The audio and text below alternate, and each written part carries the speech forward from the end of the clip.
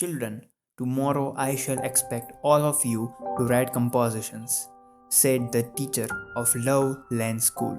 Then on Friday, those who have done the best may stand up and read their compositions to the school. Some of the children were pleased and some were not. What shall we write about? They asked. You may choose any subject that you like the best, said the teacher. Some of them thought that home was a good subject, others liked school. One little boy chose the horse. A little girl said she would write about summer.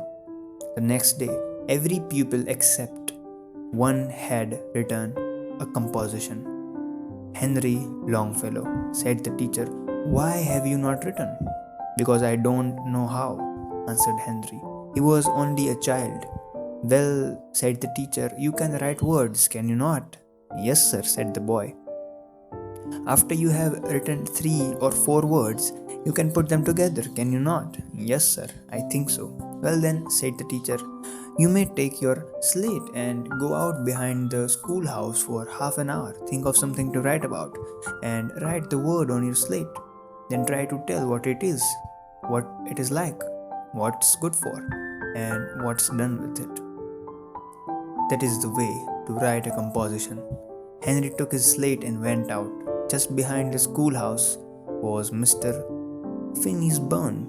Quite close to the barn was a garden, and in the garden Henry saw a turnip. Well, I know what that is, he said to himself, and he wrote the word turnip on his slate.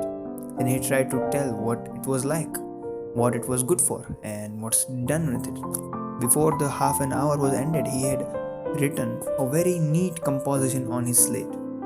He then went into the house and waited while the teacher read it.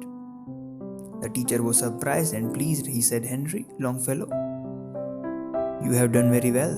Today, you may stand up before the school and read what you have written about the turnip. Many years after that, some funny little verses about Mr. Finney's turnip was printed in a newspaper. Some people said that they were what Henry Longfellow wrote on his slate that day at school. But this was not true. Henry's composition was not in verse. As soon as it was read to the school, he rubbed it off the slate and it was forgotten. Perhaps you would like to read those funny verses. Here they are. But you must never think that Henry Longfellow wrote them. Mr. Finney had a turnip, and it grew and it grew. It grew behind the barn, and the turnip did no harm. And it grew and it grew, till it could grow no taller. Then Mr. Finney took it up and put it in the cellar. There it lay, till it began to rot.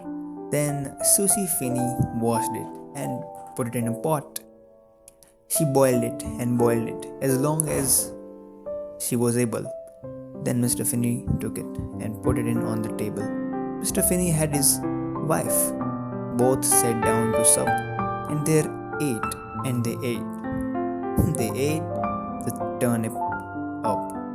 All the school children in our country have heard of Henry W. Longfellow.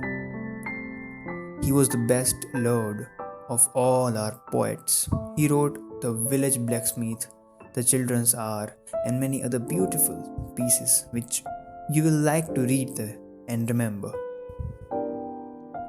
It's a truly inspirational tale and a great example of excellent moral values. Despite being written over 100 years ago, the story is still relevant today. If you are looking for some inspirational stories, consider subscribing. Thank you.